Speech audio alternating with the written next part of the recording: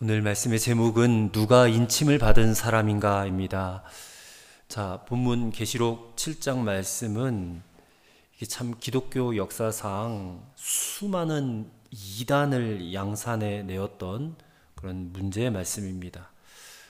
근데 일단은 오늘 말씀이 왜 나왔는지부터 알아야 됩니다. 이 말씀은 우리가 앞선 본문 지난주에 읽었던 계시록 6장 17절 말씀에 보면 그들의 진노의 큰 날이 이르렀으니 누가 능히 서리요? 라는 이 질문에 대한 해답으로 주어진 말씀입니다. 누가 하나님의 진노의 심판 앞에서 능히 설 수 있겠는가? 누가 설 수 있겠는가에 대한 해답이에요. 즉 계시록 6장 17절의 질문은 하나님께서 과연 어떤 성도들을 원하시는가? 어떤 성도들을 찾고 계시는가 하는 것입니다. 근데 이에 대한 답변이 오늘 본문에 나와 있는데 바로 14만 4천이라는 것입니다. 14만 4천. 대표적인 이단인 신천지 이단은 이 오늘 본문에 나오는 14만 4천이라는 숫자가 구원받을 실제 사람의 숫자다. 그렇게 주장을 했어요. 그래서 그들의 말이 이렇습니다. 14만 4천 명이 구원받는다고 계시록에 분명히 말씀하지 않았느냐. 그러니 지금 자리가 얼마 남지 않았어. 빨리 들어와야 돼. 늦으면 네 자리 없어. 하면서 그렇게 사람들을 미혹해 왔다는 것입니다. 근데 오늘 본문을 엉터리로 해석을 한 거예요. 잘 읽어보고 해석을 정확하게 해야 되는데 그것을 자기들 멋대로 자기식대로 해석을 하다 보니까 그게 얼마나 허무맹랑한 주장인지 그것을 우리가 알아야 된다는 것입니다. 우리가 이런 그런 이상한 말들에 미혹되지 않으려고 하면 이 구원의 날, 심판의 날에 정말 구원받을 사람이 누구고 또 얼마나 되는지를 성경적으로 알아야 돼요. 자, 본문에서 14만 4천 명이란 숫자가 나온 배경을 먼저 좀 살펴보면 1절 말씀에 네 천사가 땅 네 모퉁이에 서서 땅의 사방의 바람을 붙잡고 있어요. 이 땅의 사방의 바람이라는 것은 무서운 심판의 바람을 말하는 겁니다. 그것을 지금 내리기 직전에 붙잡고 있는 거예요. 대기하고 있는 상태에서 또 다른 한 천사가 나와요. 그게 해 돋는 데서부터 나오는 그런 하나님의 인을 가진 한 천사가 나타나서 외치는데 3절입니다. 이르되 우리가 우리 하나님의 종들의 이마에 인치기까지 땅이나 바다나 나무들을 해하지 말라 하더라 그래요. 그러니까 원래는 이게 지금 심판하기 위해서 나온 천사인데 하나님께서 당신의 종들의 이마에 인치기까지 심판을 보류하라 라고 지금 외치는 것입니다. 자, 근데 여기서 나오는 이마에 인침을 받은 하나님의 종들이 누구냐? 이 사람들이 바로 심판의 날에 구원받을 사람이라는 거예요. 그리고 그 사람들의 숫자가 14만 4천 명이라 그랬어요. 4절 내가 인침을 받은 자의 수를 들으니 이스라엘 자손의 각 지파 중에서 인침을 받은 자들이 14만 4천이니 그래요. 자, 여기서 말하는 14만 4천이라는 숫자는 실제 수가 아닙니다. 이 숫자는 상징적인 숫자예요. 상징적인 숫자. 여러분 다 한 번씩은 들어보셨을 것입니다. 이스라엘에 12지파가 있어요. 그 12지파를 5절부터 쭉 나열을 했어요. 그리고 예수님의 제자가 12명이 있습니다. 그러면 이스라엘의 12지파와 예수님의 제자 12명을 곱하면 144가 되고요. 그리고 유대 문화에서 셀 수 없이 많은 숫자를 의미하는 숫자가 1000입니다. 1000. 그리고 만도 있지만 일단 1000이에요. 그래서 144에다 1000을 곱하면 14만 4천이 되는 것입니다. 그러니까 14만 4천이라는 것은요.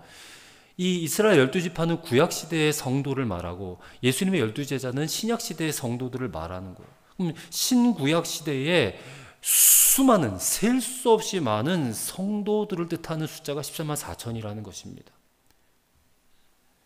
9절에도 말씀을 보십시오. 9절에 이 일 후에 내가 보니 각 나라와 족속과 백성과 방언에서 아무도 능히 셀 수 없는 큰 무리가 나왔다 그래요. 이 아무도 셀 수 없는 큰 무리, 이 무리가 바로 14만 4천이에요. 셀 수 없이 큰 무리, 엄청나게 많은 무리. 구약과 신약 시대에 모든 구원받은 하나님의 백성들, 그 사람들이 셀 수 없이 큰 무리고 그 사람들이 14만 4천이라고 이렇게 표현을 한 것입니다. 자, 이것은 하나님께서 창세기에 보면 아브라함과 언약을 맺으실 때도 약속하신 말씀이에요. 창세기 15장 5절에 하나님께서 아브라함을 이끌고 밖에 나가서 하늘을 쳐다보라고 했어요. 하늘을 쳐다보고 그 하늘에 별들이 뭐 어마어마하게 많잖아요. 하늘에 무뼈를 셀 수 있나 봐라. 못 센다. 또 그러면서 내 자손이 이와 같이 많으리라 그래요. 그러니까 아브라함 시대로부터 오늘 이 시대까지 구원받은 사람들의 숫자가 하늘의 무별과 같고 바다의 모래와 같이 많다는 겁니다. 그게 오늘 계시록에서는 9절 말씀에 아무도 능히 셀 수 없는 큰 물이고, 그리고 4절 말씀에 14만 4천이라고 이렇게 표현이 된 것이죠. 그리고 히브리서에서도 언급이 되고 있어요. 히브리서 12장 1절에 보면 이러므로 우리에게 구름같이 둘러싼 허다한 증인들이 있다 그랬어요. 허다한 증인. 그것도 셀 수 없이 많은 무리들 아닙니까? 그러니까 우리가 나중에 진짜 천국 가면 이미 우리보다 먼저 구원받은 사람들이 얼마나 많을지 뭐 상상조차 할 수 없을 거예요. 수없이 많은 무리들이 있을 것입니다. 자, 그렇다면요, 오늘 이 말씀을 읽는 저와 여러분은 과연 그 무리에 속한 자가 맞는가? 우리의 이마에는 하나님의 도장이 과연 찍혔는가? 하나님의 인이 찍혔는가? 그게 궁금하지 않습니까, 여러분? 그렇다면 그것을 우리가 어떻게 확인할 수 있을지, 자, 오늘 이 말씀을 통해서 우리가 함께 생각을 해보고자 합니다. 자, 첫째로 인침을 받은 자가 누구냐 하면 마음에 성령이 임하신 자가 인침을 받은 자라는 것입니다. 자, 먼저 에베소서 1장 13절의 말씀을 한번 이렇게 앞에 한번 찾아보시길 바랍니다. 에베소서 1장 13절에 인친다는 의미가 나옵니다.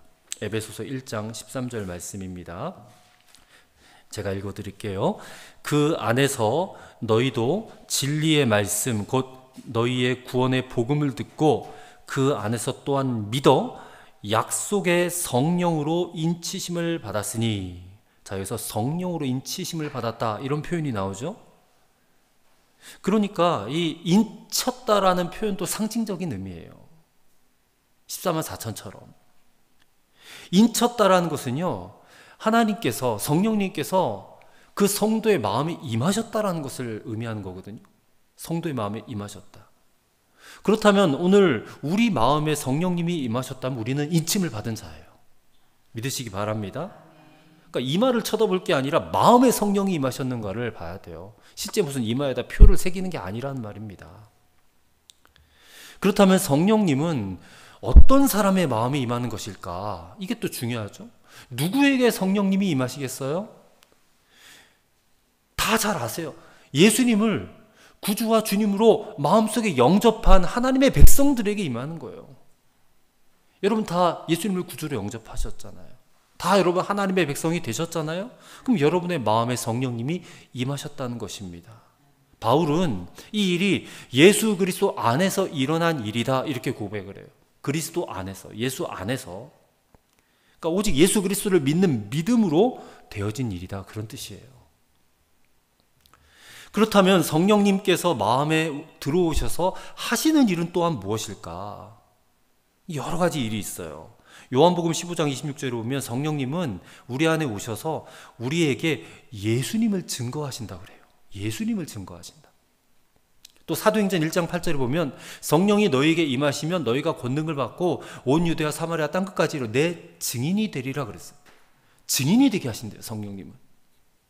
또 요한복음 16장 13절 14절을 보면요, 성령님은 성도를 변화시키세요. 성화되게 하신다는 거예요.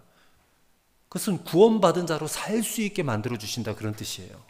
구원받은 자처럼 살 수 있게. 그리고 에베소서 1장 14절 말씀 보면요, 보증해 주신대요. 우리가 정말 구원받은 자라는 것을 성령께서 보증해 주신다. 보증해 주신다.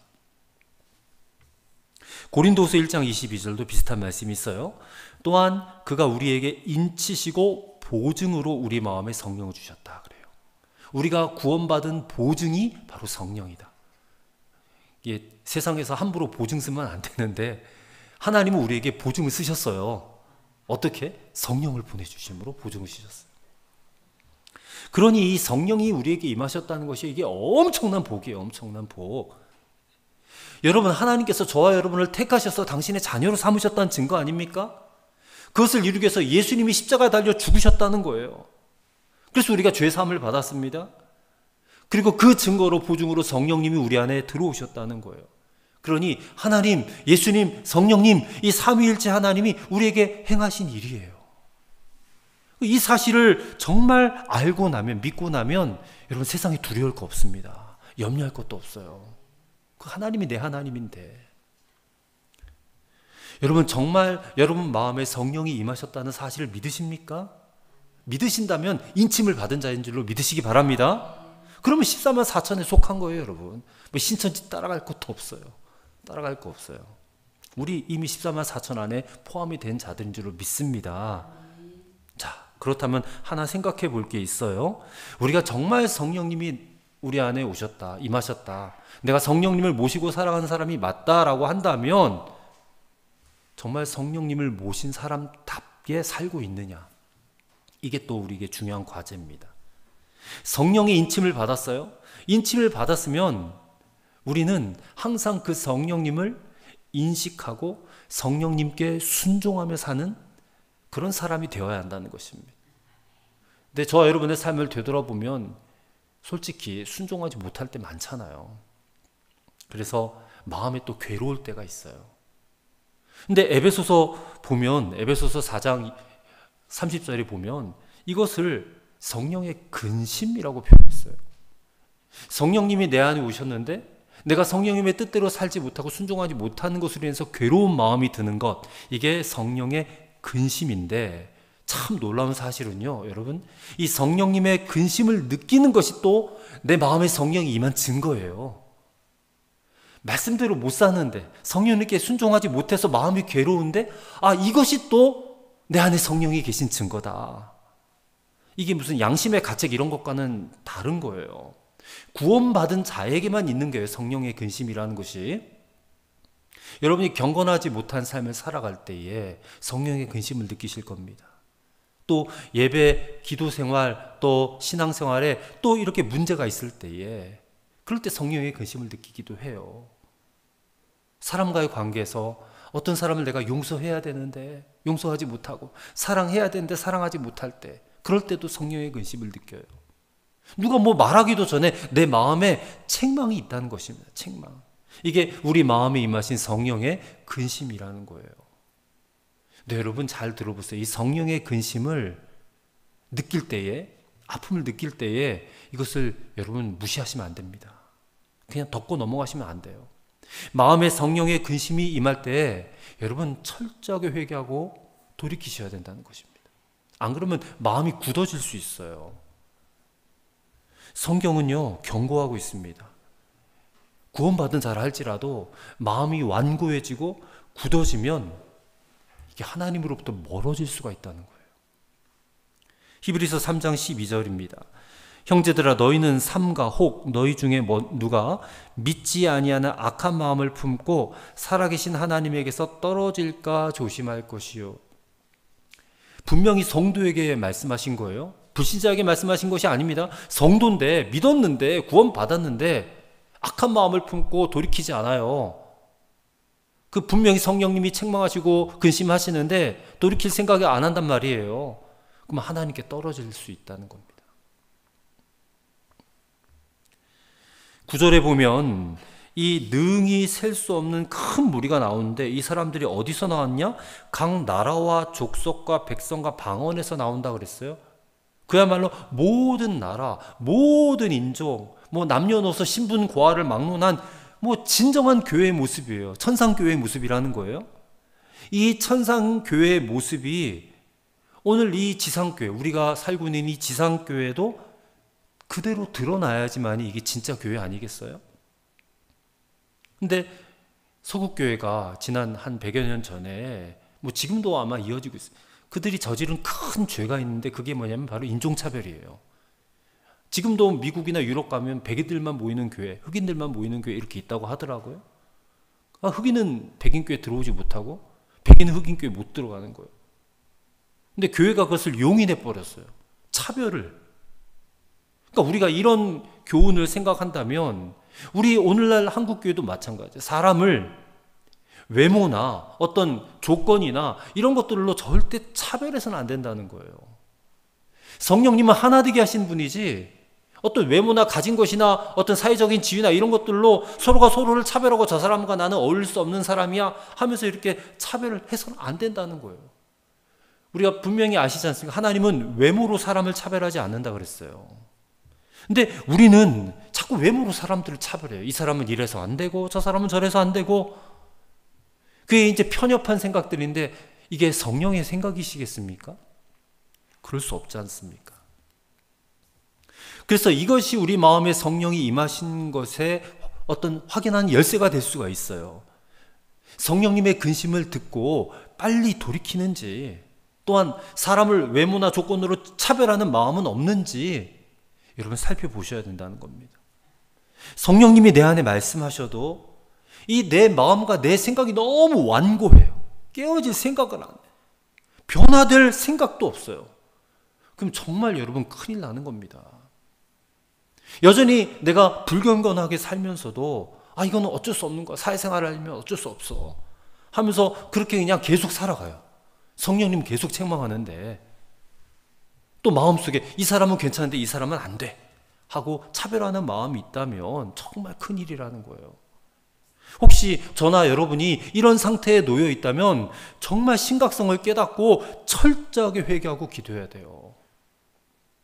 성령님을 무시하는 거거든요. 하나님으로부터 떨어질 수 있거든요.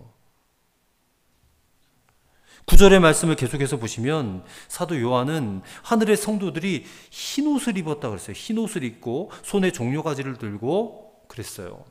흰 옷을 입었다라는 표현은요, 14절 말씀에 의하면 어린 양 예수님의 피로 깨끗이 씻김을 받았다, 그런 표현입니다. 예수님의 보혈로 씻김을 받았다. 여러분, 이것이 내가 인침을 받은지 안 받았는지를 분명히 구분해 주는 것 아니겠어요? 예수님의 보혈로 깨끗이 씻김을 받은 자, 곧 흰 옷을 입은 자의 마음에 누가 임하시는 거예요? 성령이 임하시는 거예요.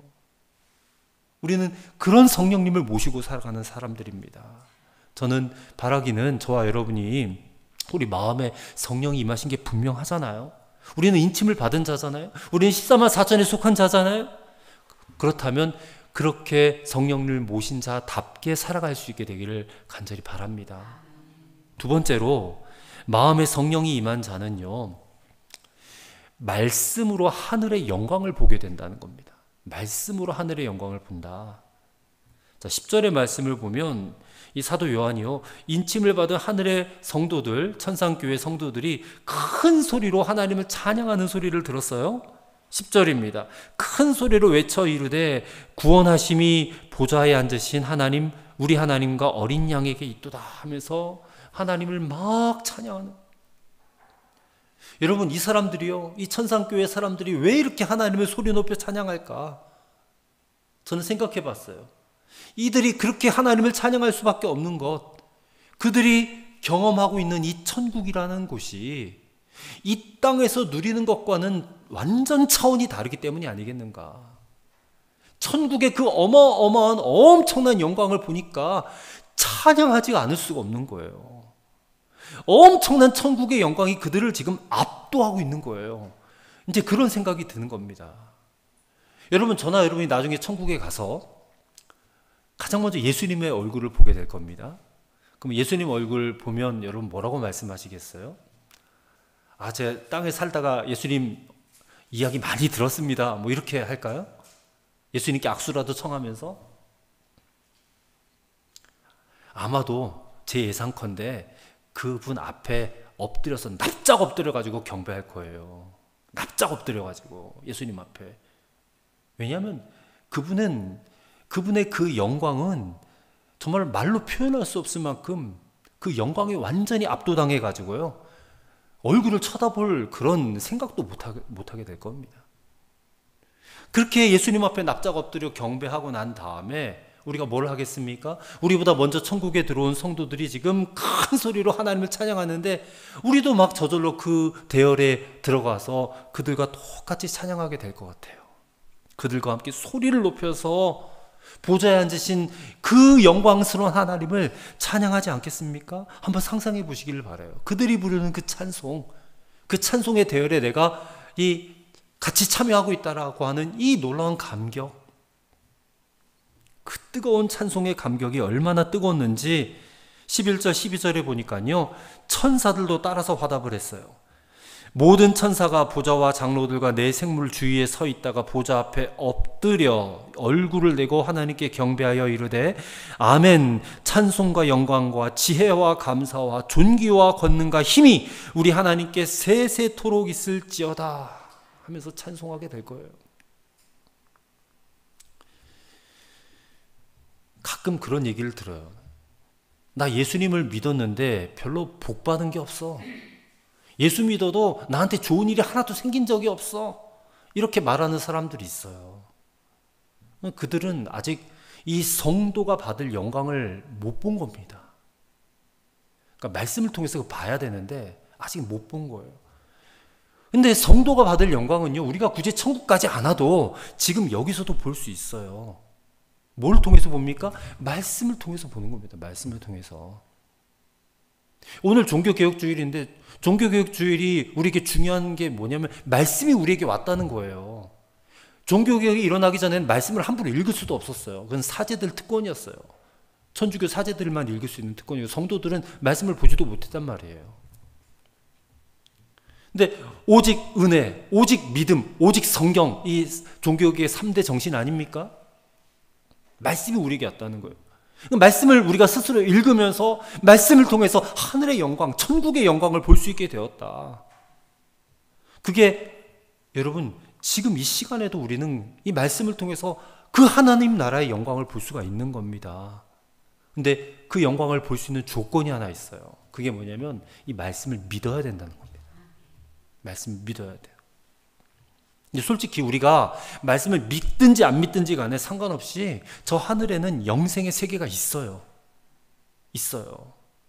우리가 믿어준다고 하면 있고 안 믿어준다면 존재하지 않는 거 그런 거 아닙니다. 우리 믿든 안 믿든 간에 하나님 나라는 있습니다. 중요한 것은요, 우리 자신이에요. 우리가 성경 말씀을 정말 믿으면 성령님은요, 이 말씀이 우리에게 정말 확실하다, 진짜다, 진실이다, 진리다라는 것을 확인시켜 주시고 그리고 하나님의 나라의 영광을 우리에게도 보여주실 줄로 믿습니다. 근데 믿지를 않아요. 자꾸 의심하면 이 말씀들은 그냥 하나의 판타지 소설처럼 느껴지게 될 거예요. 판타지 소설. 아이젠하워 대통령, 미국의 대통령이 있었죠.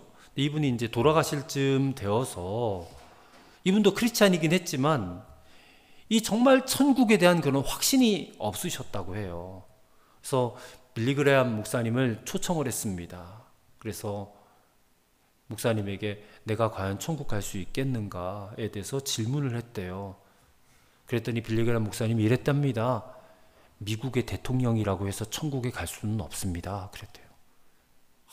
큰 그런 역할을 했는데도 그거 했다고 천국 갈 수 있는 게 아닙니다 하면서 에베소서 2장 8절의 말씀을 읽어주었다고 해요. 에베소서 2장 8절입니다. 너희가 그 은혜로 인하여 구원을 얻었나니 이는 너희에게서 난 것이 아니요 하나님의 선물이라 그래요. 이 땅에서 천국 가려고 막 발버둥을 치고 그 어떤 인간적 노력을 다해도 그곳으로 갈 수 있는 게 아니라 이거는 100% 하나님의 은혜다. 하나님의 선물로 가는 것이지 오직 하나 한 게 있다면 믿었다는 거예요. 믿었다. 근데 그 전까지는 이 아이젠하워 대통령도 말씀을 믿지 못했다는 거예요. 믿지 못하니까 천국에 대한 확신이 없는 거예요. 내가 이대로 죽으면 지옥 가지 않을까 이런 생각이 드는 거예요. 그날 아이젠하워 대통령은 이 성경 말씀을 붙잡았어요. 붙잡고 정말 믿었어요. 그리고 다시 예수님을 영접했어요.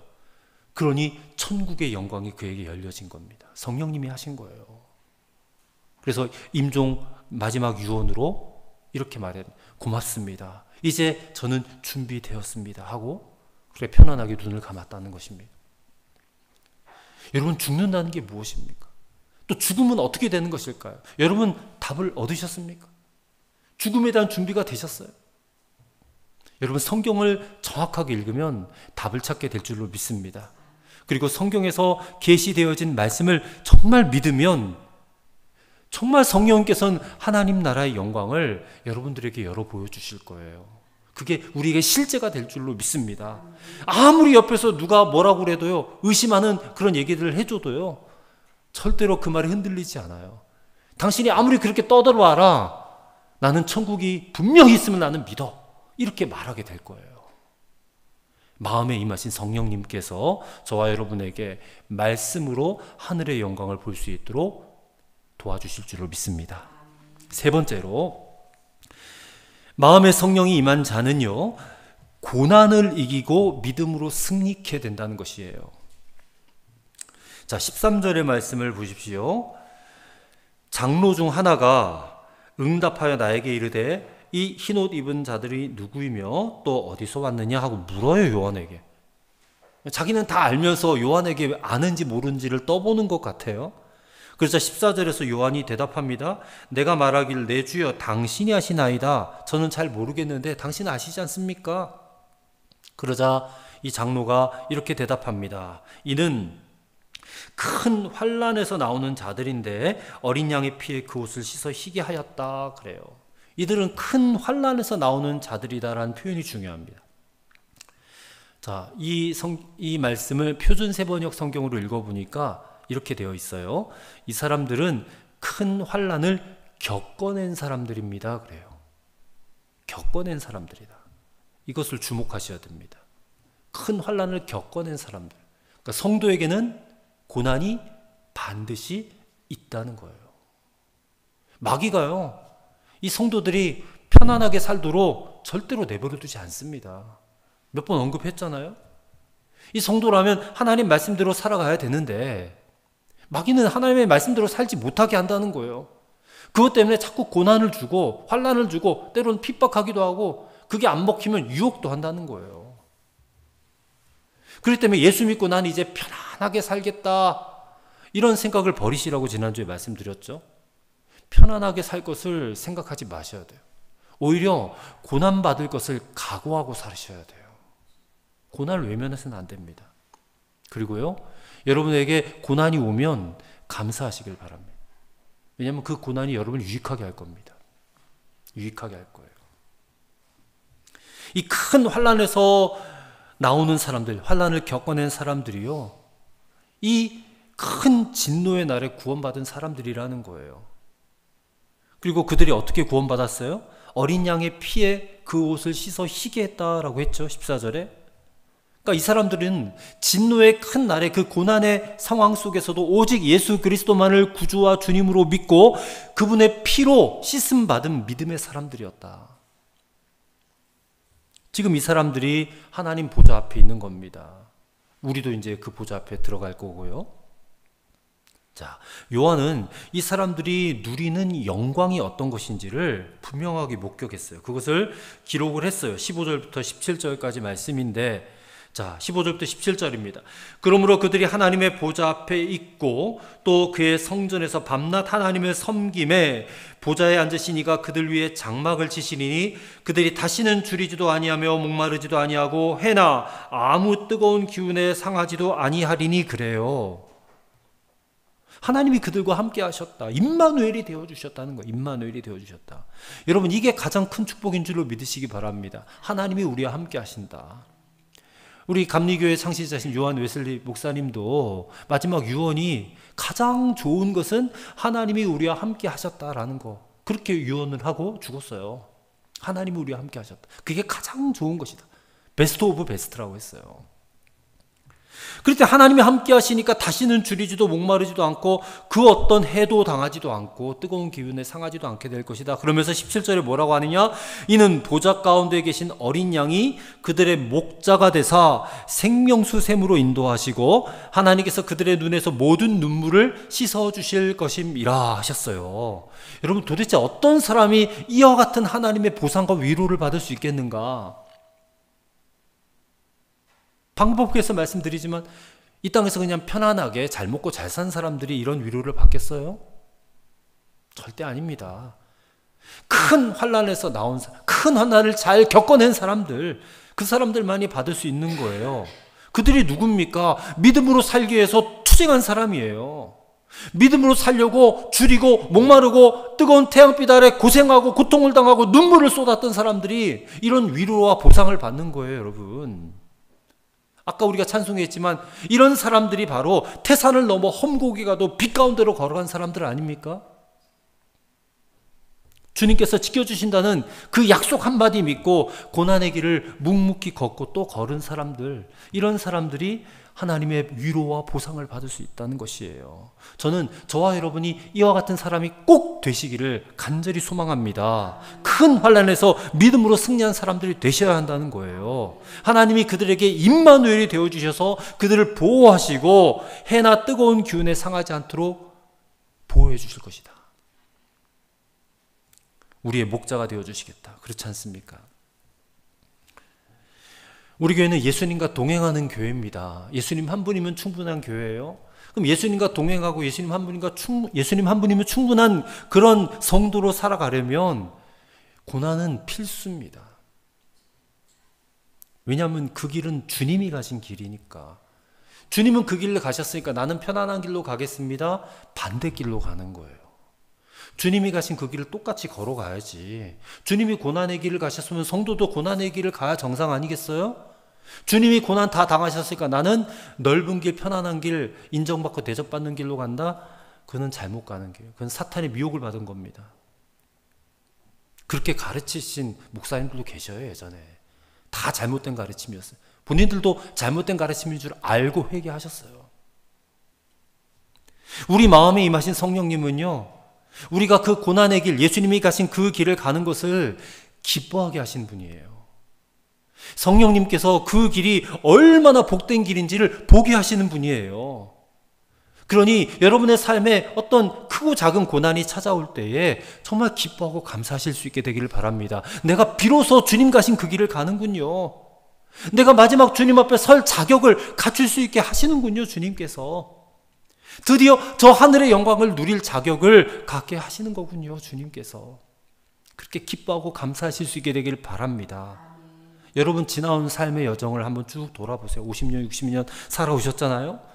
그동안 수없이 많은 고난들이 있었습니다. 근데 지금 이 자리에 여러분 멀쩡하게 계시잖아요. 그 고난 잘 겪어내신 겁니다. 지금까지 여러분 승리하신 거예요. 여기까지 오셨습니다. 그리고 이 모든 것을 성령께서, 여러분 마음에 임하신 성령께서 하신 거예요. 성령님은 이 땅의 고난보다 더 높이 있는 저 하늘의 영광을 보게 하심으로써 우리를 승리케 하신 줄로 믿습니다. 누가 인침받은 사람들이에요? 마음에 성령이 임하신 사람입니다. 우리가 그 안에 들어갔습니다. 그래서 말씀으로 하늘의 영광을 보여주실 것이고요, 고난을 이기고 믿음으로 승리케 하여 주실 줄로 믿습니다. 마음에 임하신 성령님은 앞으로도 계속해서 우리 성도들이 받을 영광 보여주실 거예요. 말씀을 통해서, 그리고 저와 여러분의 삶의 여정을 통해서 깨닫게 해주실 거예요. 그래서 반드시 이기는 자가 되게 하여 주실 줄로 믿습니다. 저는 우리 빛의 숲교회 모든 성도들 모두가 인침받은 영원한 천국 백성으로 살다가 그렇게 하나님 앞에 우리 모두가 함께 설 수 있게 되기를 주의 이름으로 간절히 축원합니다. 아멘. 기도하겠습니다. 하나님 아버지, 오늘 우리 마음에 성령님이 임하여 계심을 믿습니다. 우리는 인침받은 자인 줄 믿습니다. 14만 4천에 포함된 자들인 줄로 믿습니다. 그러니 아무것도 걱정하지 말고 두려워하지도 말고 오직 내 마음에 임하신 성령님의 뜻대로 살아갈 수 있게 하여 주시옵소서. 말씀으로 하늘의 영광을 보여주시고 또한 우리에게 닥쳐온 여러 가지 고난들, 환난들 능히 이기고 승리케 도와 주시옵소서. 예수님의 이름으로 기도하옵나이다. 아멘.